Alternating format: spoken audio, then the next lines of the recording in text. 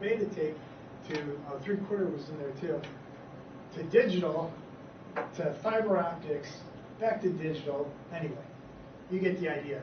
The formats change all the time. What's important is the information and how you can access it. So Generation Z has one-touch access to far more than any of us. What else can you tell me about Generation Z? They're more used to social networking and internet. They're doing Facebook. Yeah, did you hear that? They understand social networking. They do not understand face-to-face networking.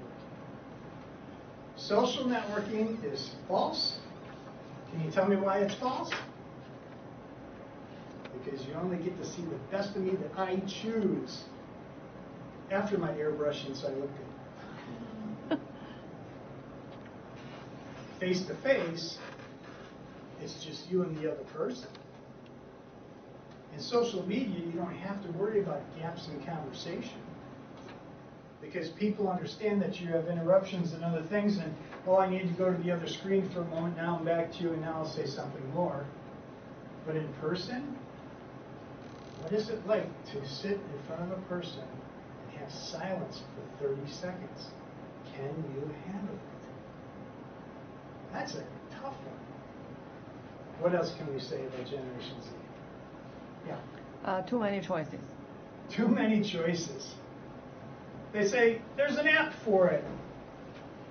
There are, I think they said there's over 300 million apps now. I mean, really, how many can you? Okay, so the other day I went on to find a time management app just to see what was out there. And the time management app that I wanted, I couldn't find. Well, actually, I just gave up. After going through 60 apps and realizing I still hadn't gotten to the one I wanted, I realized it probably wasn't available for my phone yet. Too many choices, very hard to make a decision. But interestingly enough, the millennials we know will not make a decision without making sure everyone seems to be in agreement first before we make the decision. Generation Z is different. They're willing to be independent. They've already been taught to be independent. They are the most diverse group in America today, and they think it's normal. So when people say, oh, we still have diversity problems, they're like, what are you talking about? We relate to everybody. When we look at that perspective, we suddenly start to understand things kind of in a new light. So when we're trying to help our kids, we have to understand where they're coming from first so that we can help them balance their life. So most of the balancing is going to be how to figure out how to make their life more physical so they're not just sitting around with electronics, how to make them more connected one-on-one with people so they're not just communicating through electronics. You see a theme starting to come up here? Everything to bring balance into their life must mean in-person activity.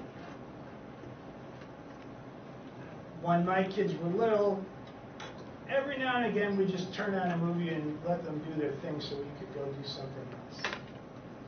Today, if you really want your kids to be balanced, you can't do that. They have way too much media access already. The average multimillionaire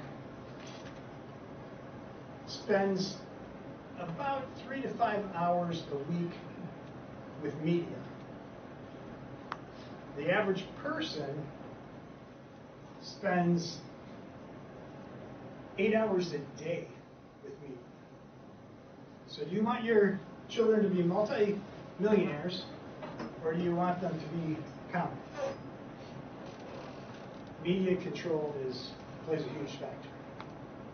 The average CEO today reads 1.5 books a week. 1.5 books a week. The average student that is plugged in reads 1.5 books a year.